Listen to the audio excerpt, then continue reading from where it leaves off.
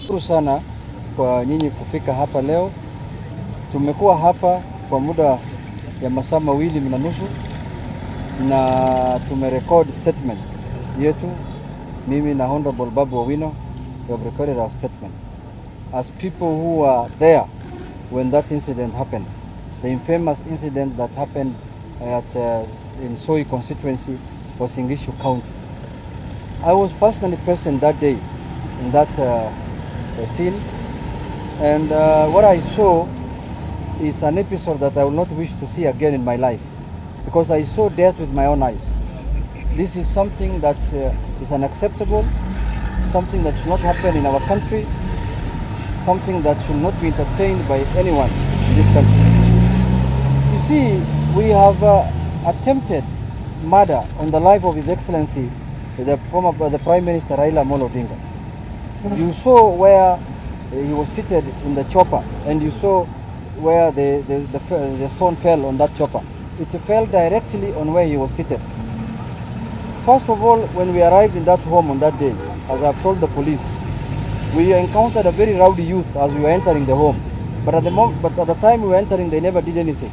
We entered the home, we condoled with the home, we gave our condolence messages, but immediately we finished with the family, and we came out of the gate, now going to our chopper.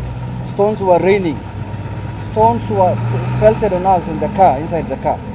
So we had to take the car closer as possible, nearer to the chopper, so that we can get out of the car and jump into the chopper. So once we got inside the chopper, they started again pelting stones on the chopper from all sides, from the back side, sides, the front side, and they were shouting, "Ooh, ooh, ooh, ooh." As we were getting out of the car, we could hear people shouting like that. And I'm told the main plan was even to burn that chopper that day there. That was their intention. Now, those leaders who have, brought those organized gangs, those organized criminal gangs, I don't know what they are thinking about in their minds, because how can you attempt to take the life of somebody like His Excellency Prime Minister? I know he's mortal, his time will come, but not in that manner and that form, not politically orchestrated like that, in that form. So we want to condemn. We have shared with the police what we know. We gave them a statement of almost 10 pages. What happened that day, when we arrived there, what happened, how we were almost being killed there. We have shared with them, and we hope they will take necessary action, because this is a very serious matter. This is an isolated matter that is different from any other matter that happened before. Because as you know, we are heading to the general election. We have 120 days to go, and you know who is the leading presidential candidate. Me and you know, opinion polls have come out and showed who is the leading presidential candidate. So when you have an attempt on the life of such a candidate, then you are trying to invite anarchy to this country. You are trying to invite mayhem and disorder in this country. So I am saying also that we will allow our opponents to campaign anywhere in this country.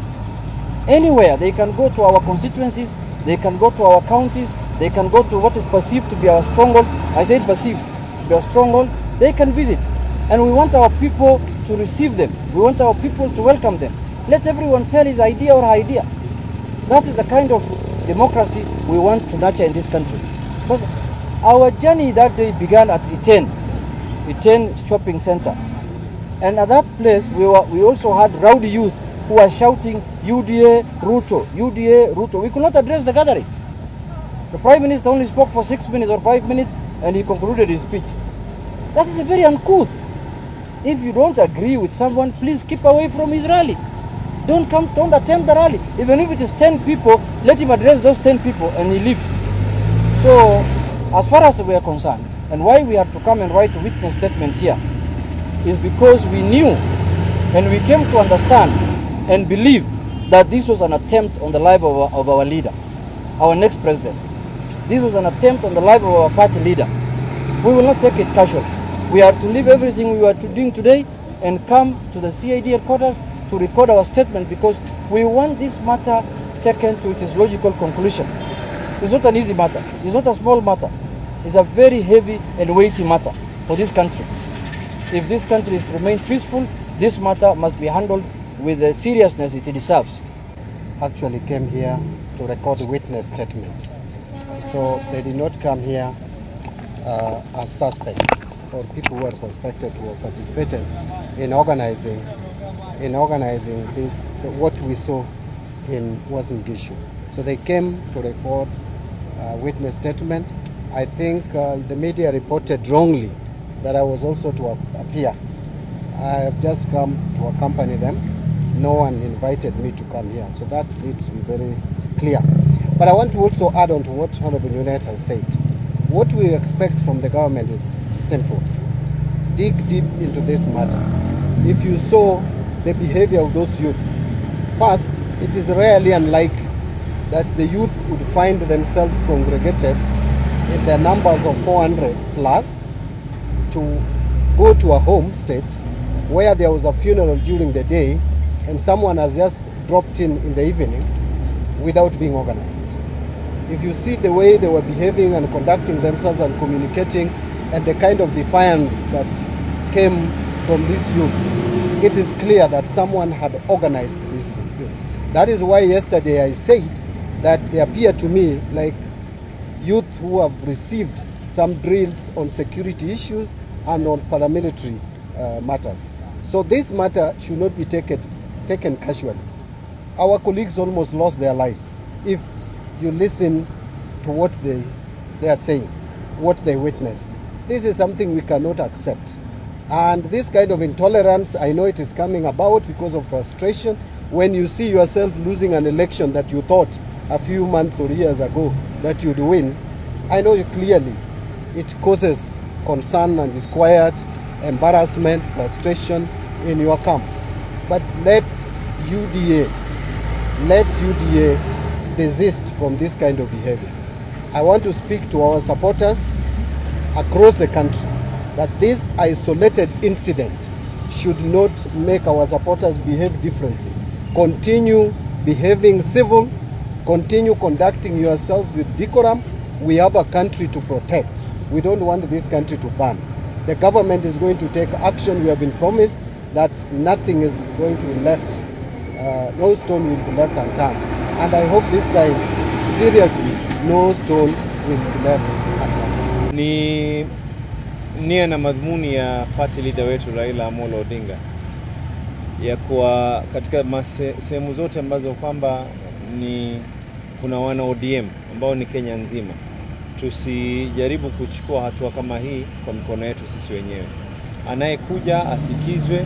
Sisi badala ya kurusha mawe, wao vile wamerusha mawe na walikuwa wanajaribu kifo, sisi ile kitu tutafanya ni badala ya kurusha mawe tutarusha kura katika madebe, na hizo kura ndio zitawaua wao wenyewe. Kwa sababu hii siasa ya vita na ghasia sio siasa. Kwa hivyo hii ni kilio, niombe inayotoka kutoka kwa party leader wetu mwenyewe Right Honorable Raila Amolo Odinga. Tunataka amani katika Kenya hii. I wanted to add something. I saw the deputy president the other day apologizing. I don't know he was apologizing over what. Because you apologize over a crime that you have committed. Is he telling us that he was aware of the crime that took place? That he's apologizing on behalf of his people who committed the crime? What was he apologizing about? What he needs to do as the leader of UDA, he needs to denounce violence. He needs to denounce what happened there with the strongest terms possible that he can afford to say. Not to apologize, because apology means that you knew something about that action. It's like you are apologizing on behalf of the people who did that. You are apologizing because you knew what happened or how it was planned. So he needs to come out more clearer than what he said. Apology means it is a kind of acceptance, that is accepting that he was part and parcel of what happened in that place.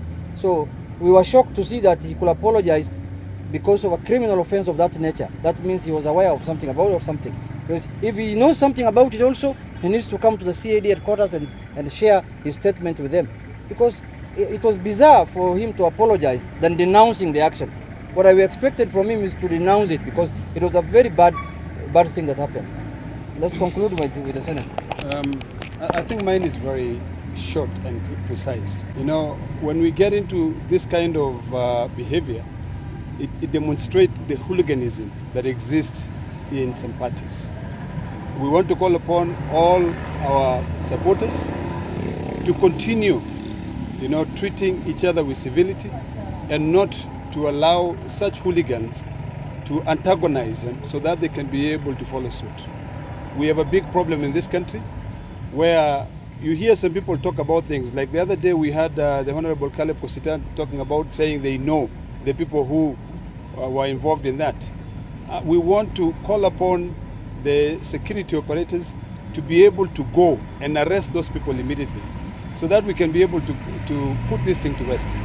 If that stone would have hit the head of the Right Honorable Prime Minister, we would not be talking now. It would have been something completely different.